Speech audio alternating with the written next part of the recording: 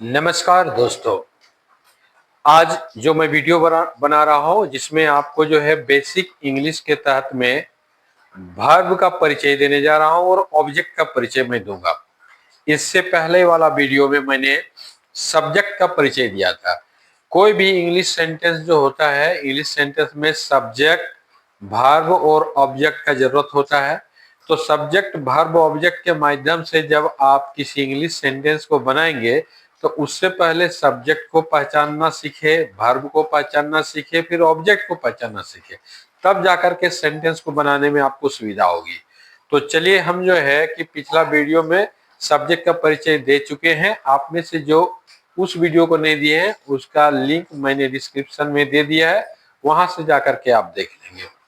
उसके बाद आज जो है वर्ब के बारे में परिचय देता हूं, बेसिक परिचय है। अब यहाँ पर वर्ब, वर्ब का हिंदी होता है क्रिया। क्रिया अर्थात काम, यानी कोई भी काम होता है, क्रिया होता है, उसका इंग्लिश होता है आपका वर्ब। तो वर्ब का जो है, जो डिवाइड किया गया है वर्ब को, वो दो पार्ट में किया गया है। एक का नाम रखा गया है मेन वर्ब और दूसरे का नाम रखा गया हेल्पिंग वर्ब। तो मेन वर्ब और हेल्पिंग वर्ब क्या है, इसका अर्थ क्या होता है और इसका उपयोग कहाँ होता है, उसके बारे में चर्चा करेंगे। तो वर्ब जो है, इसका पहला भाग देख रहे हैं, एक नंबर में लिखा हुआ है मेन वर्ब। तो मेन वर्ब का हिंदी होता है मुख्य क्रिया। मुख्य क्रिया यानी वैसा क्रिया जिससे सब्जेक्ट के द्वारा कोई काम को किया जाता है, उसे हम मुख्य क्रिया कहते हैं। यानी कि वाक्य में कभी कोई सब्जेक्ट कोई एक्शन करता है, कोई काम करता है, उसके अंतर्गत मेन वर्ब आते हैं। और हर एक मेन वर्ब यानी एक्शन वर्ड का जो है, एक्शन वर्ड का फिर 5 रूप टूटता है। जैसे मेन वर्ब मुख्य क्रिया आपके रूप में आपका देखिए यहाँ लिखे हैं प्ले। प्ले का क्या होगा हिंदी, खेलना। खेलना एक काम है। गो, गो का हिंदी क्या होगा, जाना। जाना भी एक काम है। तो ये जो है प्ले, गो, रन, डांस, सिंग, ये सब क्या है, मेन वर्ब होते हैं। और ये मेन वर्ब का जो है फिर 5 रूप टूटता है। तो जैसे है मेन वर्ब, जैसे देखिए प्ले है, V1 है, तो ये प्ले V1 हुआ। तो इसका V2 जो होता है उसमें V1 में ईडी लगा दीजिए, प्लेड, तो वो हो जाएगा V2। और V3 भी ऐसा ही फॉर्मूला में चलता है, यानी V1 में फिर ईडी लगा दीजिए, प्लेड, तो ये आपका V3 हो जाता है। यानी कि V2 और V3 एक जैसा हुआ, प्लेड, प्लेड। तो ये दो आपका एक जैसा होगा। लेकिन इसका जो है फिर चौथा नंबर देखिए, चौथा नंबर में है वर्ब 1 में जो है, इसका जो है रूट वर्ड है उसमें आईएनजी लगा दीजिए, मूल क्रिया में आईएनजी लगा दीजिए। प्ले है तो आईएनजी जोड़ दीजिए, प्लेइंग, ये V4 हो जाएगा, वर्ब 4 हो जाएगा। और इसी में जो है कि मेन वर्ब में रूट वर्ब में जो है अगर एस या एस लगा देते हैं तो फिर प्लेज हो जाता है। तो यहाँ प्ले में एस लगा दिए, प्लेज, तो प्लेज आपका क्या हो गया, वर्ब 5 हो गया। तो देखिए कितना सुंदर ढंग से हुआ, यानी play, played, played, playing, plays. तो ये जो सिस्टम जो होता है, जो V2 और V3 आसान तरीके से जो है कि ईडीडी लग जाता है। सब वर्ब के साथ अगर ईडीडी लगा करके V2 V3 होता है तो फिर वर्ब चार्ट याद करने में कोई दिक्कत नहीं थी। लेकिन कहीं कहीं पर ये फॉर्मूला टूट जाता है। V1, V4, V5 एक रूल बराबर एक काम करता है, लेकिन V2 V3 काम नहीं करता है। ये V2 और V3 में ईडी लगा करके जो है V2 V3 किया जाता है, इसको रेगुलर वर्ब के अंतर्गत में रखा गया है। लेकिन इसको इरेगुलर वर्ब के अंतर्गत में, जैसे यहाँ देखिए सेकंड वाला एग्जांपल देखिए, गो V1 है जाना का, लेकिन V2 में GOED नहीं किया हुआ, गॉड कर देता है, यहाँ भी GOED कर देता गॉड, तो झमेला नहीं था, फिर ये रेगुलर के तहत आ जाता। लेकिन यहाँ पर देखिए गो का V2 आपका हो गया वेंट, वर्ब 2 एक नया वर्ब का रूप ले लिया वेंट, ये V2 हो गया।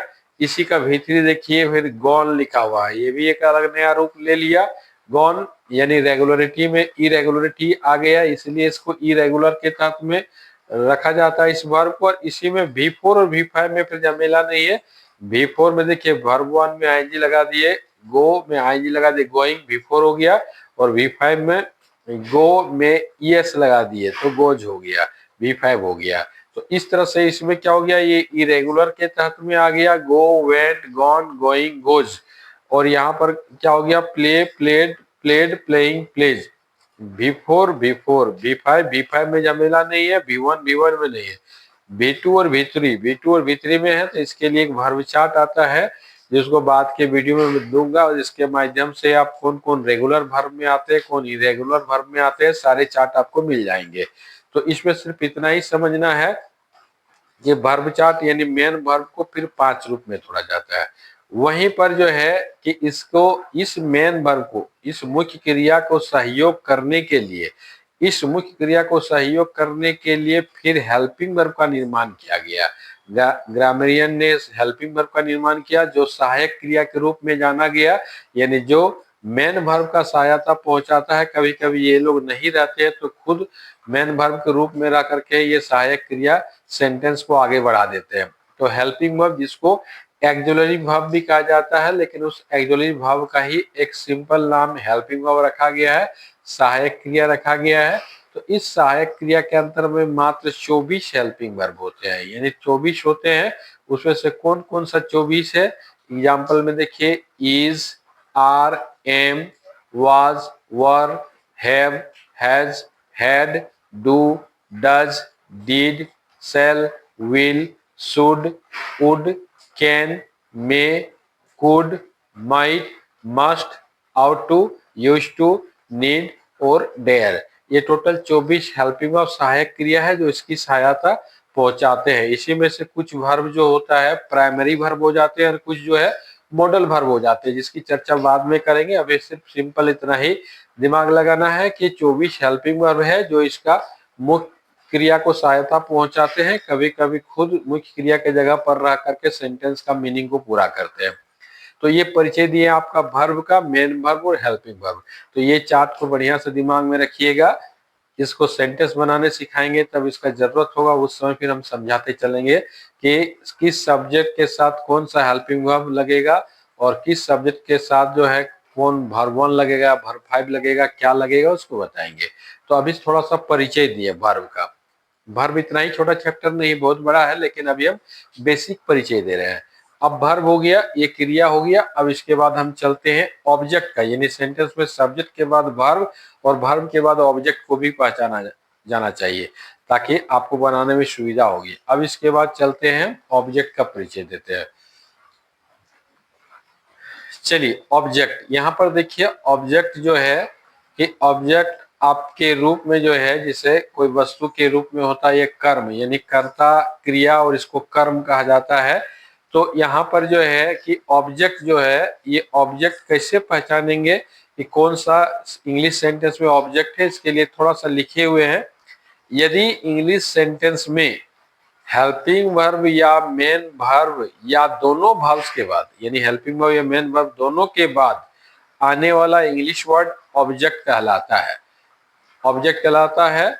अब जो है यहाँ पर आपको बहुत कंफ्यूज नहीं करना चाहते हैं, इसमें से कुछ कुछ को ऑब्जेक्ट के जगह पर कॉम्प्लीमेंट भी कहा जाता है, लेकिन उसके बारे में अभी चर्चा नहीं करेंगे, बाद में। अभी प्लेन समझिए कि उसको ऑब्जेक्ट, यानी कि जो इंग्लिश सेंटेंस होगा उसके बाद जो हेल्पिंग वर्ब आएगा, जैसे ये हेल्पिंग वर्ब हुआ इज, और उसके बाद देखिए आपका ये टीचर आया तो ये ऑब्जेक्ट है। या मेन वर्ब हो यानी प्लेज, ये मेन वर्ब है, एम भी मेन वर्ब है, और उसके बाद एक इंग्लिश वर्ड आया क्रिकेट, तो ये आपका ऑब्जेक्ट है। या दोनों वर्ब के बाद, या दोनों वर्ब के बाद, यानी हेल्प, यानी कि हेल्पिंग वर्ब और मेन वर्ब, हेल्पिंग वर्ब और मेन वर्ब।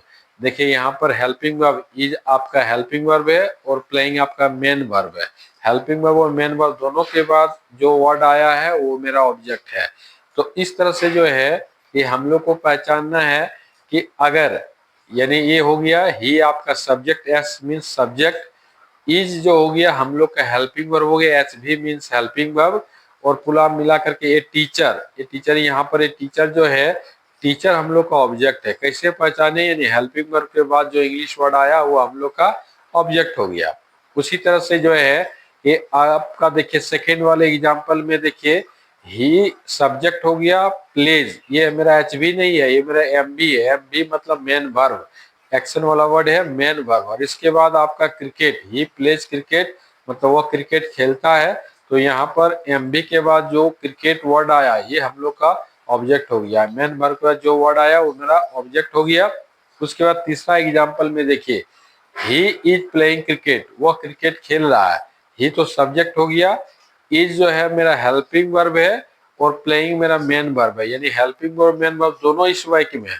और दोनों के बाद जो आपका इंग्लिश वर्ड आया वो मेरा ऑब्जेक्ट हो गया। तो इस तरह से जो है कि हेल्पिंग वर्ब के बाद आने वाला इंग्लिश वर्ड ऑब्जेक्ट होता है, मेन वर्ब के बाद आने वाला इंग्लिश वर्ड ऑब्जेक्ट होता है, या हेल्पिंग और मेन वर्ब के बाद आने वाला इंग्लिश वर्ड ऑब्जेक्ट होता है।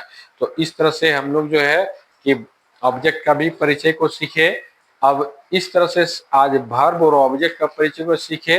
नेक्स्ट क्लास में जो है कि नेक्स्ट वीडियो जब बनाएंगे तो वहां से अब हम सेंटेंस, इंग्लिश का सेंटेंस बनाना सिखाना शुरू करेंगे। नेक्स्ट क्लास से जो है इंग्लिश सेंटेंस को बनाने के लिए सिखाएंगे किस तरह से सब्जेक्ट, वर्ब और ऑब्जेक्ट के माध्यम से सेंटेंस को बनाया जाता है। तो आप एक एक करके हर वीडियो को देखते जाइए, आप लिखने में भी एक्सपर्ट हो जाएंगे, साथ ही साथ इसका सहारा लेकर कैसे बोला जाता है उस बोलने में भी आपको एक्सपर्ट कर देंगे।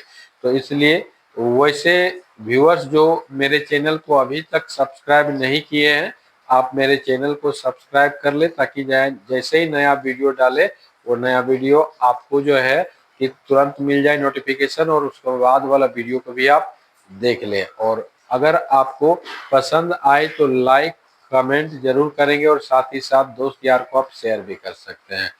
धन्यवाद।